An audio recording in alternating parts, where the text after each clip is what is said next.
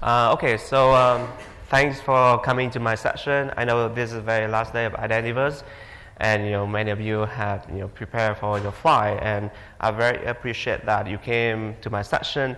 So I hope that there will be some knowledge and experience you can learn from this talk, and you can bring back to your organizations. So the main topic of the talk today, I will focus on the lessons that we learned when we're working with our IAM clients. I will describe the dynamic happenings between our team and different partners in the company that we work with. Very short introduction about me. My name is Đức Lê from Bloomberg. I graduated a few years ago, then I joined Bloomberg right away. Currently, I lead a team called Authentication Platform, which provides single sign-on, or you can say authentication as a service for the others, teams for our business partners. Another main portion that we do is we provide a centralized, secure token services, so people can make API requests to our system. And the last thing is federation with the other IDPs within and outside of the company. The reason I describe it because the lesson I learned mostly around my experience with the providing authentication as a service for people. Here is the structure of my talk. I will briefly describe about Bloomberg Terminal, give you the context about the company, and then describe about the identity and access management at Bloomberg. And the main portion of the talk will be about, like I said, the challenges to deal with IAM clients, some solution that we apply, and then the lesson that we learn, and conclusion. Bloomberg Terminal from desktop to the web. So many of you know about Bloomberg, I guess, through Bloomberg TV, Bloomberg Magazine, or maybe Bloomberg himself. He used to be the mayor of New York City for 12 years. But at the very core, we are a technology company. We are a fintech company headquartered in New York City. We founded more than 40 years ago. On the right-hand side of the slide, you can see the main product that we sell. We call Bloomberg Terminal.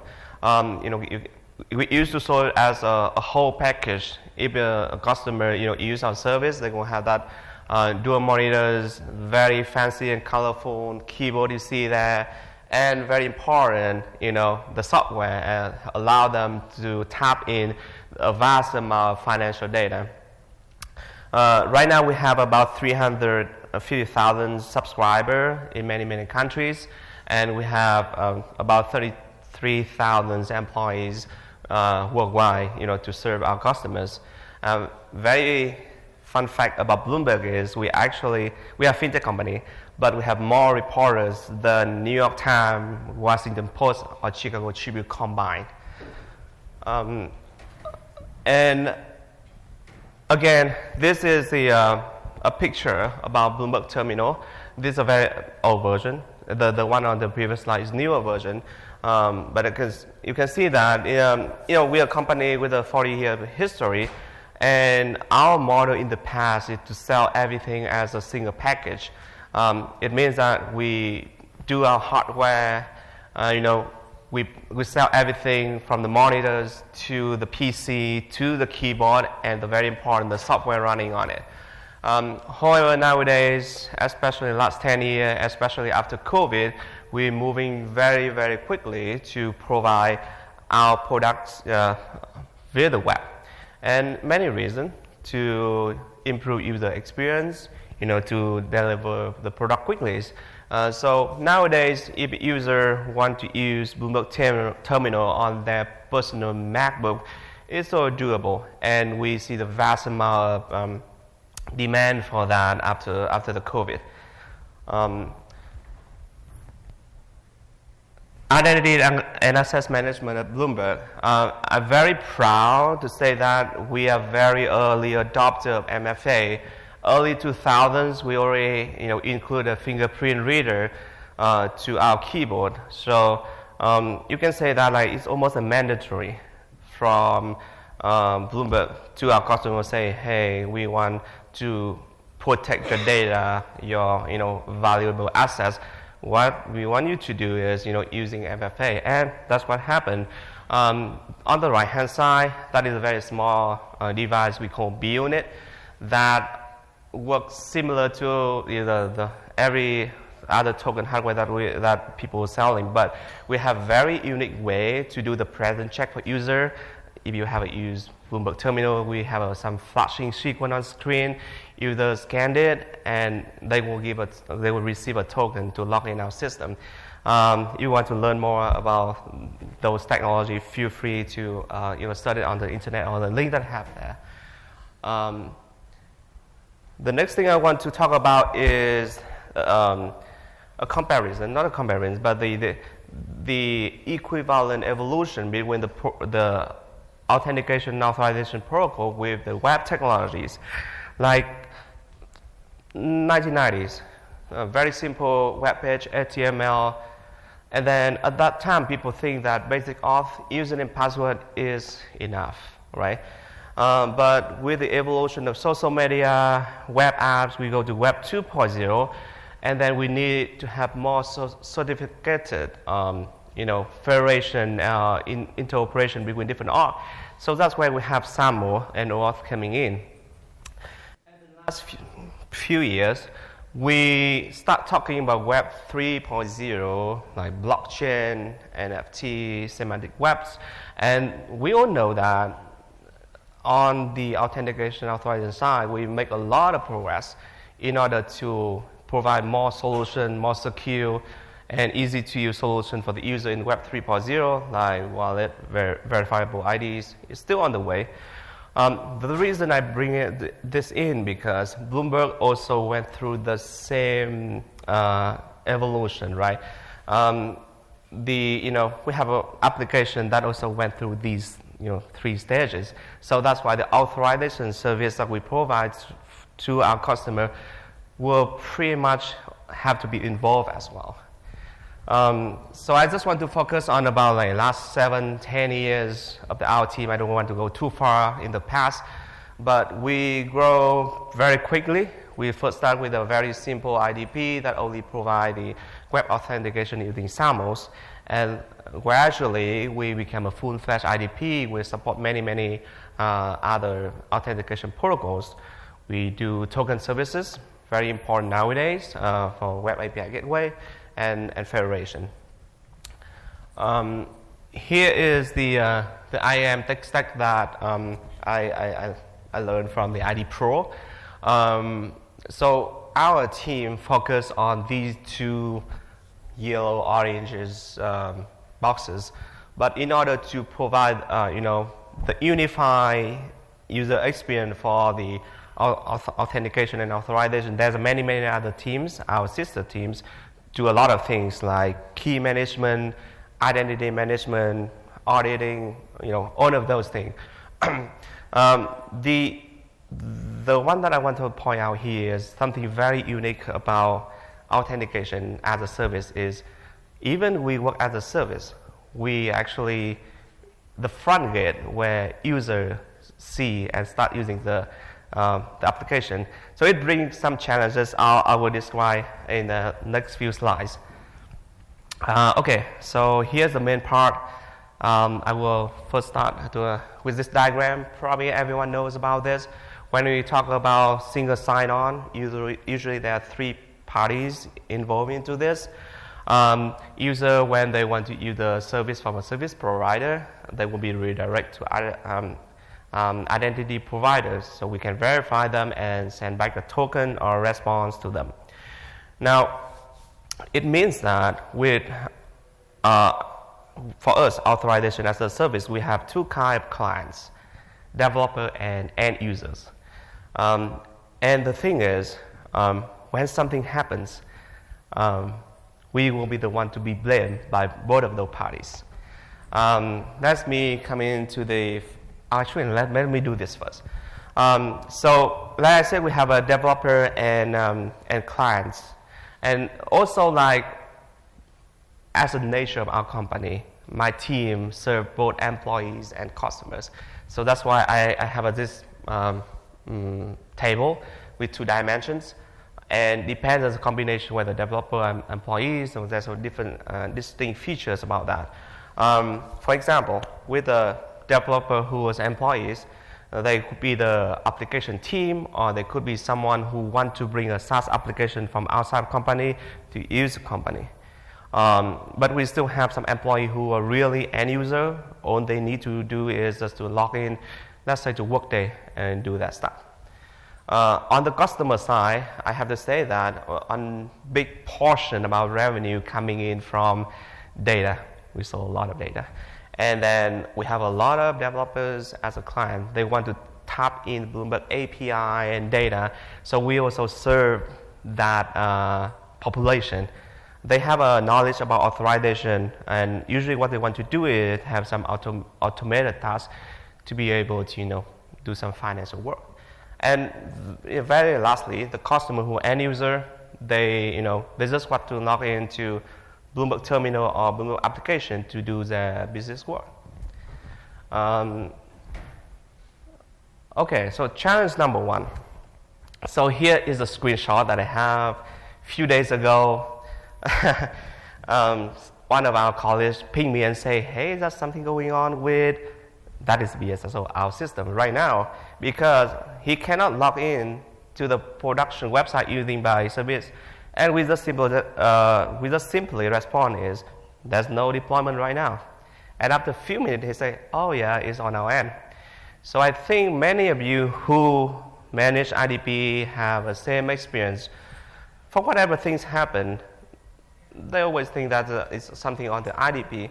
But I tell you, I have to say 95%, 99% of the time, that's not on the IDP side. That's on the user side. That is on the team, application team. You know what? Because if there's a problem with IDPs, that will be a huge problem.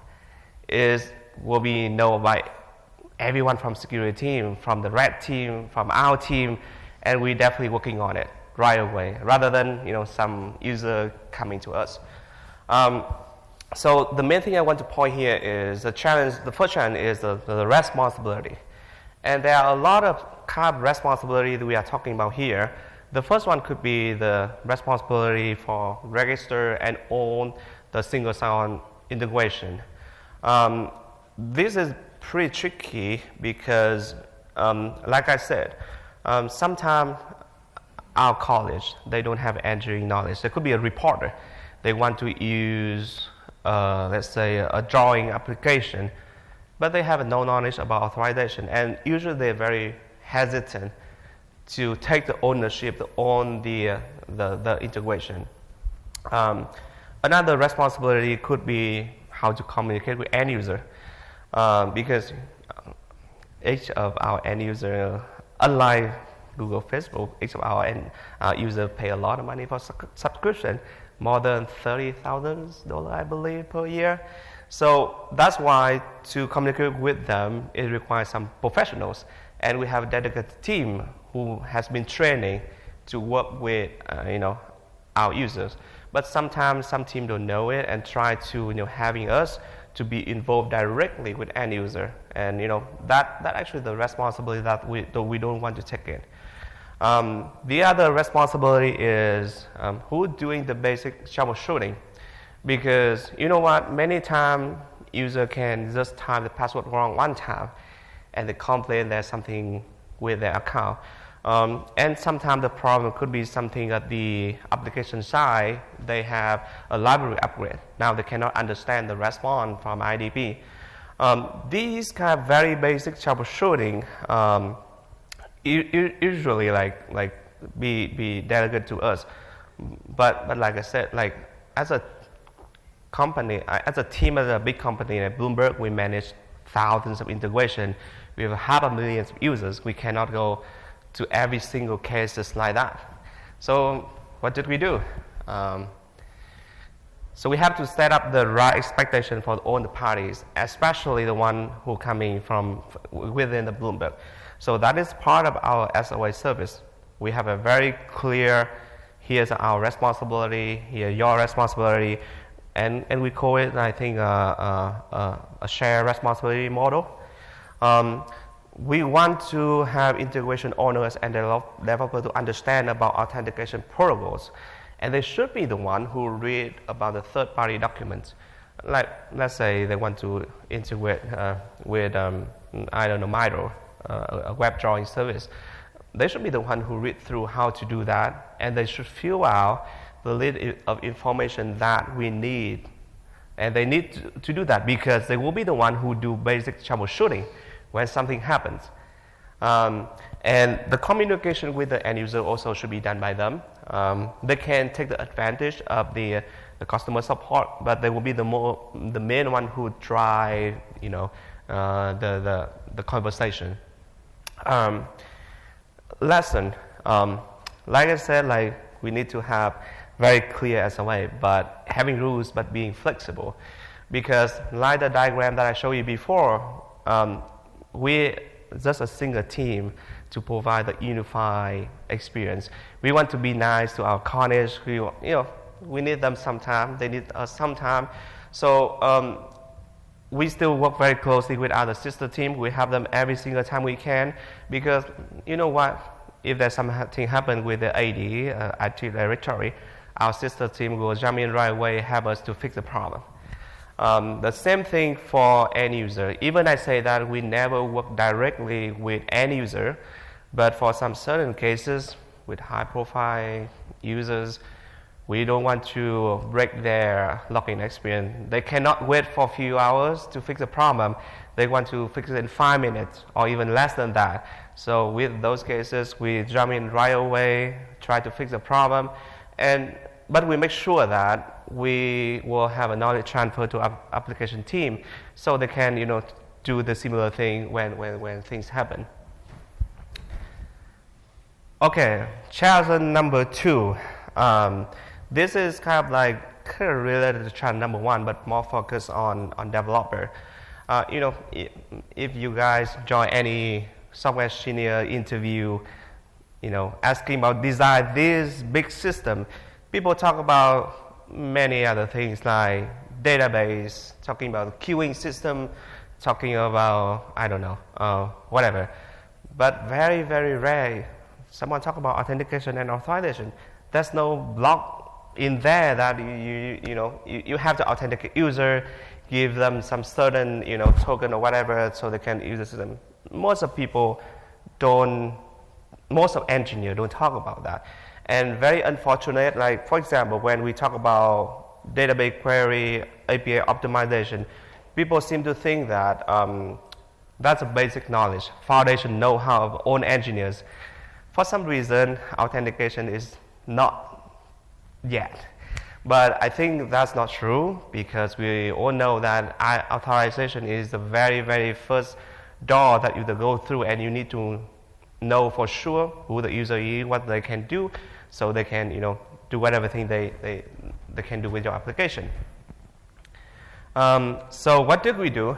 Again, we stuck strictly with our responsibility model. We tell our developer, you have to learn about that. There's no way to avoid it. And we developed very detailed tutorial how to integrate it with our service. We have recorded a seminar regarding the authentication and security in general. And especially we do the office hour every week to answer questions. Because usually the team, they will come up with a design of token. And some team came, hey, I have scheduler, long running workload, I need 7-day tokens. Does that make sense? So we will be the one who tell them, maybe you want to do this, maybe you want to do that, maybe I think that's very, very important to have us as IDP team to leading the role for any IAM related initiative. And another lesson that we learned from here is that it's a difficult problem to, that is 40-year history. You cannot tell people to move on to a new technology in day one. We need to have periodic training to raise the bar of the baseline of the org. So gradually, people will start understanding what is the the minimum, the bare minimum security requirement they should have for their system. And a new hire, I love them because they're very fresh. They always want to learn new things. And I think for every org, having training about authentication is very important. We are trying to add a module to the new hire training so they can pick up and use that for their work. Okay, challenge number 3. This is kind of contradict with what happened, what I mentioned before, because I say that developer has to learn about authentication and authorization, but they should not learn too much. We should not because in the past, what happened is we thought, okay, we give them a lot of documents. Now we will give them a lot of options, and sometimes people will go for the option that is really simple and unsecure. For example, OAuth, right? When we start providing OAuth protocols, we allow users to select any grant type they can use. And people saying, RPC, wow, username and password, very simple, just set it out, and they get a token. And then, implicit. It's a bit more sophisticated, but we all know that, it have very huge security issue there. So, at first we try to provide those options, and we thought that people, when they select one option, they understand the consequence. But turns out it's not to be true. They will select the simple one and go with it. And I think the more option we give them, the difficult for us later on to manage, verify, or even asking them to upgrade to a better one. So, what did we do? We provide something called golden path for SSO integration, basically a decision tree. Let's say the first question could be, do you need SAML?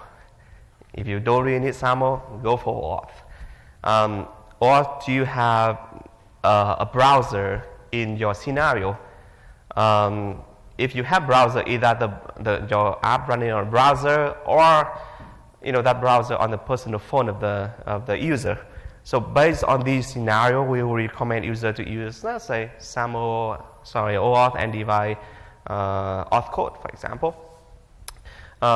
So if they can try to answer those basic questions about their system, and then we give them something called, like people said, is secure by default option.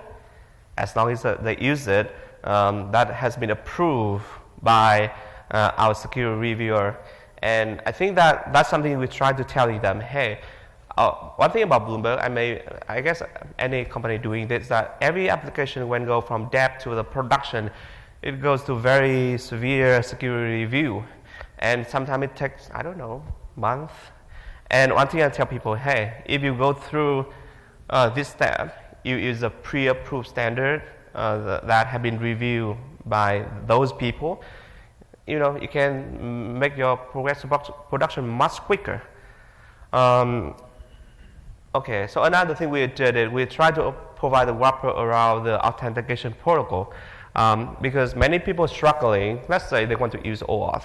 There are 100, maybe not 1,000, but 100 different OAuth library out there. Which one is good, which one is bad, or like when something happens, some security patch needed, what should I do? So we try to provide a wrapper around that, and the good thing about it is it wraps many company-specific design into that, and you want to do that with your developer as well. Lastly, we want to avoid customization at own cost because it's a huge technical debt, and it will be very regret later on. Lesson. So some people say that if you don't write document, it means you don't understand it. But I think in our case, because we work in a standard world like authentication, stick with the IFC.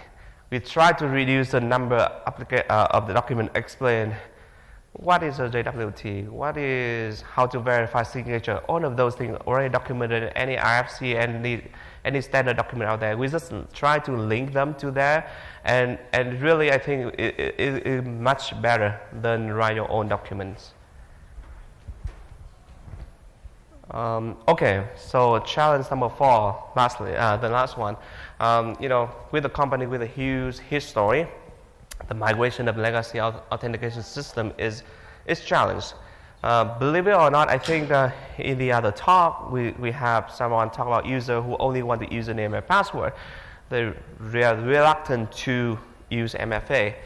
And there's a few reasons. They don't want to impact the user experience. Yeah, I understand that. And sometimes just because, the security requirement have a lower priority compared to other feature requests. Working as a team, we have to negotiate and try to work with many stakeholders with the different requirements. So I understand that some team, they don't have time yet, or maybe they don't have enough workforce to update their system. So what do? We usually involve other security teams into this situation, something like red team actually. They can poke out their system and say, hey, definitely this is not good, you want to upgrade it. And again, when it comes to the user identity, user accounts and data with a company in the finance area like Bloomberg, that is a huge issue. And the other security team for sure will be able to put a lot of pressure on that team. The second point I want to make in here is create the user demand for security features. So thanks for the industry, we're all moving on, in very same direction, asking for MFA. So user right now start feeling something go wrong if this company doesn't ask me for MFA. So a lot of customers starting having that question with those legacy system, and then we were able to create something we call user demand for those security features. Lesson learned: in many cases, security is a big trump card.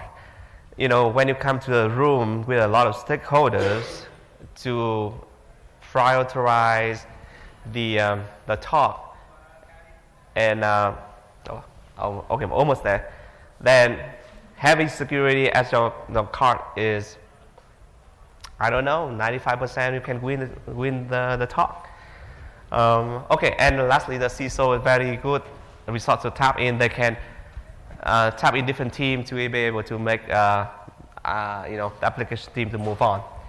Okay, conclusion: educating IAM clients is very important to make sure that the IDP team can move on. So here, this is a summary of what I mentioned. So if you have any questions, actually I think I run out of time. But yeah, that's the end of my talk. Thanks for your time. Thank you.